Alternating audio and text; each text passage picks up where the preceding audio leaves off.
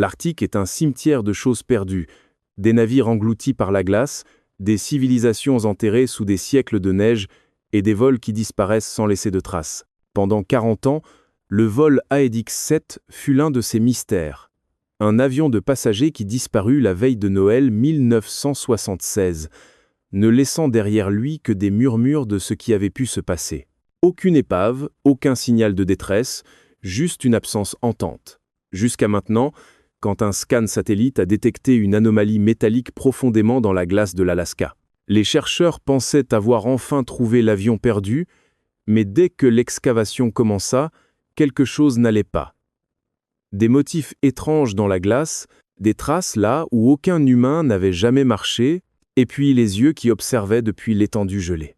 La vérité cachée dans cet avion n'était pas seulement une histoire de survie, c'était quelque chose de bien plus étrange, quelque chose qui défiait la logique et redéfinissait les frontières entre l'homme et la nature. Ce que l'équipe découvrit ensuite ne résolut pas seulement un mystère vieux de décennies, cela changea tout. Jason Wright se tenait au bord de la fenêtre de son bureau à Anchorage, regardant la neige dériver paresseusement devant la vitre. À 58 ans, il avait passé plus de 3 décennies à étudier la dure nature sauvage de l'Alaska, mais rien dans sa longue carrière ne l'avait préparé aux images satellites maintenant étalées sur son bureau. L'anomalie métallique détectée par des satellites militaires en janvier 2016 avait d'abord semblé n'être qu'une enquête de routine. Cependant, en étudiant les scans préliminaires de plus près, un frisson lui parcourut l'échine qui n'avait rien à voir avec le froid hivernal. Dr. Wright, Sarah Chin, son assistante de recherche, apparut dans l'encadrement de la porte, son calme habituel, montrant des signes d'excitation. Les résultats de l'imagerie thermique viennent d'arriver. Vous devez voir ça. Ensemble, ils se penchèrent sur les nouvelles données. La forme était maintenant unmistakable, le contour distinctif d'une queue d'avion enterrée profondément dans la glace à un angle précis de 40 degrés. Les mains de Jason tremblèrent légèrement alors qu'il superposait les dimensions avec les spécifications connues des avions. « Ça correspond », murmura Sarah. « Vol AEDX-7 ». Le nom plana lourdement dans l'air entre eux. Chaque chercheur en Alaska connaissait le vol AEDX-7, l'avion de passagers qui avait disparu sans trace la veille de Noël 1976, 150 âmes perdues dans la nature sauvage, leur sort restant l'un des mystères les plus persistants de l'aviation pendant 4 décennies. « Appelez-moi Thompson à la National Science Foundation », dit Jason, sa voix stable malgré la gravité du moment. « Et contactez le docteur Elena Martinez au service de la faune.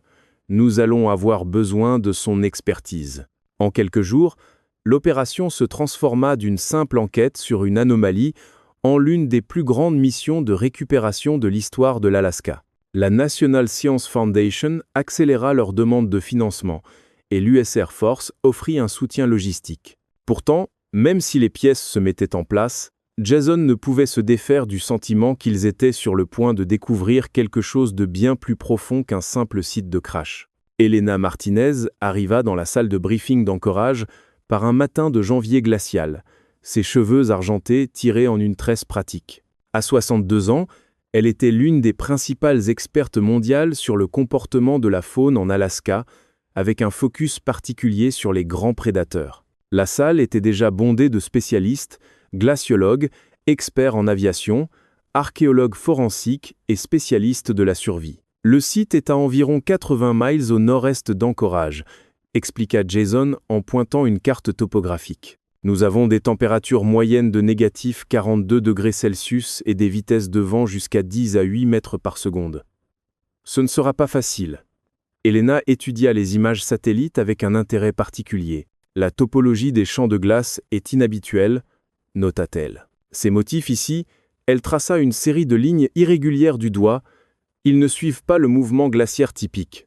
« À quoi pensez-vous » demanda Jason. « Je ne suis pas sûr encore, » répondit Elena pensivement, « mais dans mon expérience, quand la nature dévie de l'attendu, il y a généralement une raison. » L'équipe passa la semaine suivante à préparer le déploiement. 84 tonnes d'équipements spécialisés furent assemblés, unités de forage thermique, radars pénétrant le sol, installation de laboratoires mobiles, et assez de provisions pour soutenir une équipe de 30 personnes pendant 2 mois. Parmi l'équipage se trouvait Tom Harrison, un pilote de glace chevronné qui avait effectué des missions de recherche et sauvetage en Alaska pendant 25 ans. Je me souviens quand le 107 est tombé, partagea Tom lors d'une des sessions de planification. J'étais juste un gamin, mais mon père faisait partie de l'équipe de recherche originale. Il ne s'en est jamais remis de ne pas les avoir trouvés. Le temps, ce Noël-là, était le pire qu'il ait jamais vu. Le convoi partit début février. Une procession de véhicules lourds rampant à travers le paysage gelé. Elena voyageait dans le véhicule de tête avec Jason, ses yeux scrutant constamment l'horizon. Quelque chose dans le terrain la tracassait. Son instinct scientifique. La façon dont la neige dérivait, les motifs inhabituels dans les formations de glace. « Arrêtez !» appela-t-elle soudain, faisant signe à Jason d'arrêter le convoi. Elle pointa une parcelle de neige apparemment aléatoire. Voyez comment la texture de surface change. Il y a une raison pour laquelle les animaux ne traversent pas cette section. Une investigation plus poussée révéla une cavité de glace dangereuse qui aurait pu engloutir un de leurs véhicules. L'observation d'Elena avait sauvé des vies et de l'équipement, mais elle souleva aussi des questions. Comment l'avait-elle repéré si vite ? Des années à étudier le comportement des prédateurs, expliqua-t-elle avec un léger sourire. Ils laissent des indices si vous savez les lire. L'équipe établit le camp de base en 18 heures. Une petite ville de tentes renforcées et de structures portables, conçues pour résister aux conditions arctiques brutales. Le site de l'épave se trouvait à moins d'1 kilomètre, sa présence marquée par la pointe à peine visible de la queue d'avion dépassant de la glace. Ce fut lors du surveil initial qu'ils remarquèrent d'abord le lynx roux. La présence de l'animal était déjà assez inhabituelle. Bien que les lynx roux ne soient pas inconnus en Alaska, ils restaient typiquement dans des régions plus boisées. Celui-ci, une grande femelle accompagnée de 2 petits presque adultes, semblait complètement à l'aise dans le champ de glace exposé. « Remarquable », murmura Elena en observant aux jumelles. « Ils sont parfaitement adaptés à ces conditions. Regardez la taille de ces pattes, beaucoup plus grandes que les empreintes typiques de lynx roux. » Les animaux maintenaient une distance constante du camp, ni s'approchant ni fuyant. Plus frappant était leur comportement autour du site du crash. La mère lynx arpentait certaines zones avec un soin délibéré, ses petits suivant précisément ses pas. Ils évitent les points faibles de la glace, réalisa Elena, mais cela va au-delà de la conscience normale d'un prédateur. C'est presque comme si elle ne termina pas la pensée, mais elle n'en avait pas besoin.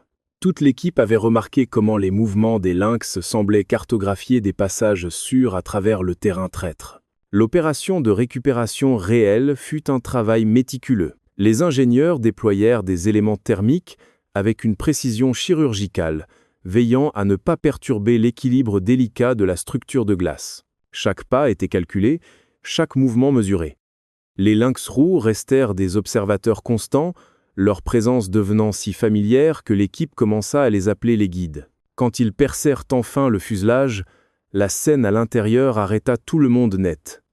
La cabine était parfaitement préservée, une capsule temporelle hantante de cette veille de Noël 1976. Des magazines gisaient ouverts sur les tablettes des sièges, leurs pages gelées en plein tournant.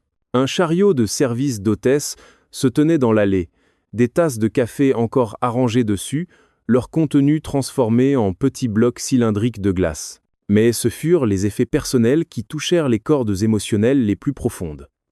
Une poupée d'enfant avec des cheveux en laine tressés soigneusement, un portefeuille contenant des photos de familles souriantes, des lettres écrites mais jamais envoyées. Chaque objet racontait une histoire, chaque possession représentait une vie interrompue. Dans le cockpit, ils trouvèrent le journal de bord du capitaine, sa dernière entrée une description succincte de multiples pannes de moteur et de conditions météorologiques détériorées. Plus révélateur était un journal d'une hôtesse récupéré d'un compartiment de rangement. Les entrées couvrant 18 jours après le crash peignaient un tableau de courage incroyable et de réalité déchirante. 25 décembre 1976. Aube. Si on peut appeler cette lumière aube. 22 survivants sur 150. L'impact fut dévastateur, mais le vrai tueur fut le froid. Tant sont morts dans leur sommeil la première nuit. Nous nous sommes rassemblés dans la cabine de première classe. Elle est plus intacte, plus facile à chauffer. Le capitaine Matthews nous organise, rationne les provisions d'urgence. Julie, l'autre hôtesse survivante, essaie de rendre les gens confortables. Comment réconforter des gens qui ont tout perdu le jour de Noël? 27 décembre 1976. La radio ne marche pas. Aucun signe de secours. Le capitaine Matthews dit que nous sommes au moins à 100 miles de notre dernière position rapportée.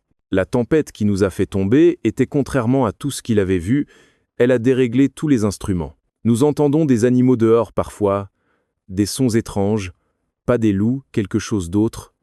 30 décembre 1976. Plus que 19 maintenant, le froid est insupportable.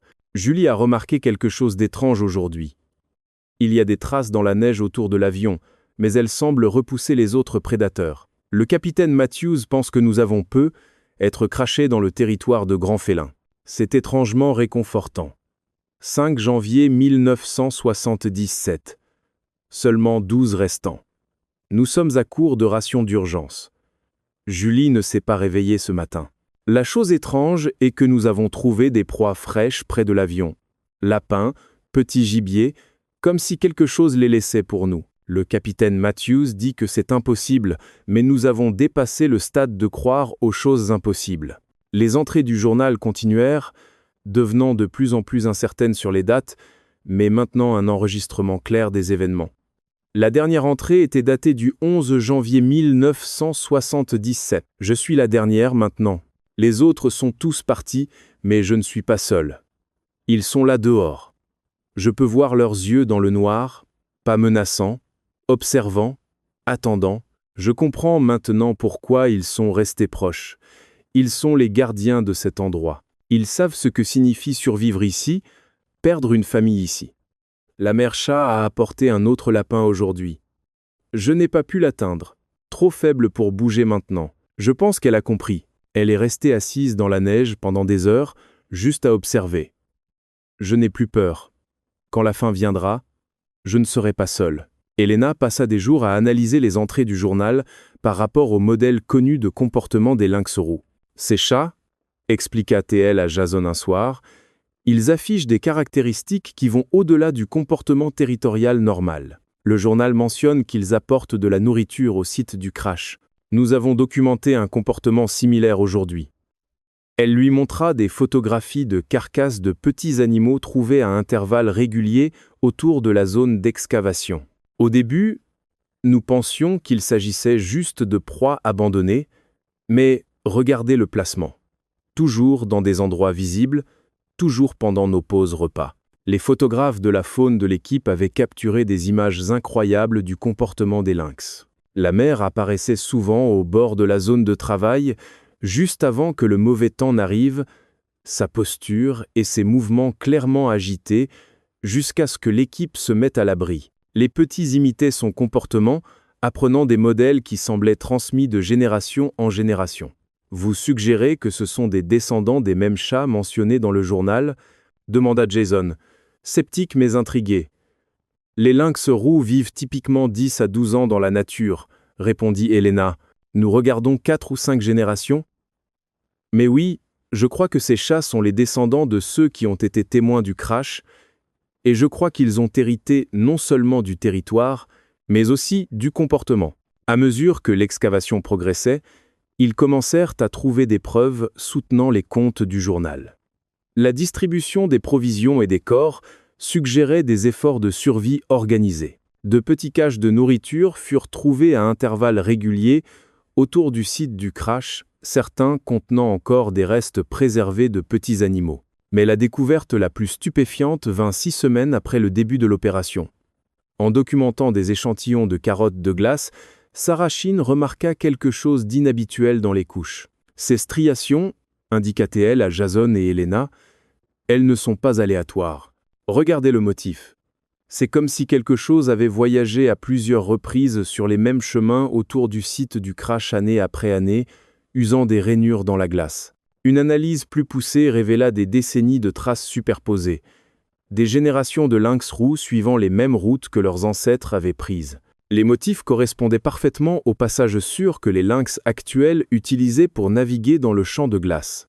Ils ont maintenu une veille, réalisa Elena. Pendant 40 ans, ils ont protégé ce site. L'opération de récupération se conclut fin mars. Les restes des passagers et de l'équipage du vol AE-107 furent enfin rendus à leurs familles, avec les effets personnels qui avaient été préservés dans la glace pendant 4 décennies. Le journal, maintenant une pièce cruciale de l'histoire de l'aviation, fut donné à l'institution Smithsonian. Mais l'histoire des lynx roux captura l'imagination du public d'une manière que personne n'avait anticipée. Des documentaires sur la faune furent filmés, des articles de recherche publiés, et le site devint un point de fascination pour les scientifiques étudiant le comportement et l'intelligence animale. Elena Martinez consacra le reste de sa carrière à étudier le phénomène. Elle établit une station de recherche près du site du crash, documentant la présence et le comportement continu des lynx. La mère et les petits restèrent même après le retrait de l'équipement d'excavation, maintenant leurs modèles ancestraux. 5 ans après la découverte, Elena était assise dans sa petite station de recherche, observant la nouvelle génération de petits, apprenant les mêmes chemins que leurs ancêtres avaient parcourus. La mère lynx, maintenant grisonnante autour du museau, faisait encore ses rondes quotidiennes, apportait encore de petites offrandes au mémorial qui avait été érigé sur le site. Jason Wright, maintenant semi-retraité, l'avait rejointe pour l'anniversaire de la récupération. Ensemble, ils regardèrent le coucher du soleil peindre la glace en nuances de rose et d'or. « Vous savez ce que je pense ?» dit doucement Elena. « Je pense que la première mère lynx a reconnu quelque chose chez ses survivants. Pas juste comme proie ou prédateurs, mais comme des êtres vivants luttant pour survivre dans un monde dur. Et d'une manière ou d'une autre, elle a transmis cette reconnaissance à travers les générations. » Jason hocha la tête. Un héritage de compassion. « Plus que ça, répondit Elena, un rappel que même dans nos moments les plus sombres, nous ne sommes pas seuls. Ces passagers ont passé leurs derniers jours à observer ces magnifiques créatures, tirant du réconfort de leur présence. Et pendant 40 ans, ces chats ont maintenu leur veille, protégeant le site, marquant les passages sûrs, laissant leurs offrandes comme par indice. La mère lynx apparut au bord de leur vue, ses petits culbutants derrière elle dans la neige. Elle s'arrêta, rencontrant le regard d'Elena avec cette même expression insondable qui avait captivé les chercheurs pendant des années. Certains pourraient appeler ça de l'anthropomorphisation, Musa Jason, voire des qualités humaines dans le comportement animal. Ou peut-être, suggéra Elena, reconnaissons-nous enfin que la compassion n'est pas exclusivement humaine, que dans cette nature sauvage belle et dure, tous les êtres vivants sont connectés par quelque chose de plus profond que ce que la science peut pleinement expliquer. Le lynx mena ses petits le long d'un de leurs chemins ancestraux, leurs pattes tombant dans les rainures usées par les générations précédentes. Alors qu'ils disparaissaient dans le crépuscule grandissant, leurs formes brièvement silhouettées contre le ciel arctique, Elena pensa aux derniers mots du journal de l'hôtesse. « Je n'ai plus peur. Quand la fin viendra, je ne serai pas seule. » Dans les années qui suivirent, l'histoire du vol AEDX-7 et de ses gardiens félins devint plus qu'un simple conte de tragédie et de survie. Elle devint un témoignage des liens mystérieux entre toutes les créatures vivantes. Un rappel que même dans les endroits les plus désolés, la compassion peut prendre racine et fleurir à travers les générations. Les lynx roux restèrent, s'adaptant au climat changeant, enseignant à chaque nouvelle génération les chemins de leurs ancêtres. Et par les soirées calmes, quand l'aurore boréale dansait à travers le ciel, on pouvait encore les voir faire leur ronde. Gardiens éternels d'un endroit où les frontières entre humain et animal, entre tragédie et espoir, s'étaient estompées et transformées en quelque chose d'extraordinaire. Les scientifiques continuent d'étudier le site et ses habitants uniques, mais certains mystères restent inexpliqués. Peut-être que c'est ainsi que cela doit être. Un rappel que dans la vaste nature sauvage de l'Alaska, il y a encore des histoires qui défient notre compréhension, encore des liens qui transcendent nos définitions, et encore des moments de grâce qui peuvent résonner à travers les générations, humaines et animales alike. Aujourd'hui, une petite plaque se dresse sur le site du crash, commémorant non seulement les passagers et l'équipage du vol AEDX-7, mais aussi les remarquables créatures qui les ont veillés pendant près d'un demi-siècle. Elle porte une simple inscription En mémoire des 150 âmes à bord du vol AEDIX-7, 24 décembre 1976, et en l'honneur de leurs gardiens inattendus qui nous ont appris que la compassion ne connaît pas de limites et que même dans nos heures les plus sombres, nous ne sommes jamais vraiment seuls. Les lynx roux errent encore sur leurs chemins ancestraux, leur présence un mémorial vivant à un moment où la division entre humain et animal s'est estompée et où quelque chose de profond et mystérieux a pris racine dans la glace et la neige. Leur histoire continue d'inspirer les chercheurs, les experts en faune et les visiteurs du monde entier. Un rappel que dans la beauté dure de la nature sauvage de l'Alaska, certains liens transcendent le temps, les espèces et même la mort elle-même. Comme Elena Martinez l'a écrit dans son dernier article de recherche, avant de prendre sa retraite, en étudiant les lynx roux du vol AE-107, nous avons appris quelque chose de profond sur la nature de la compassion et de la mémoire. Ces créatures ont démontré que la capacité à l'empathie et à la guardianship n'est pas limitée par l'espèce ou le temps. Elles nous rappellent que dans notre monde de plus en plus divisé, le simple acte de reconnaître et de répondre à la souffrance des autres, quelle que soit leur forme, et peut être l'expression la plus fondamentale de l'interconnexion de la vie. La mère lynx et ses petits restes. Leur routine quotidienne un témoignage vivant de cette vérité. Et dans leurs yeux vigilants, les observateurs capturent encore des aperçus de quelque chose d'ancien et de sage, un héritage de compassion transmis à travers les générations qui continue de toucher et de transformer tous ceux qui le rencontrent.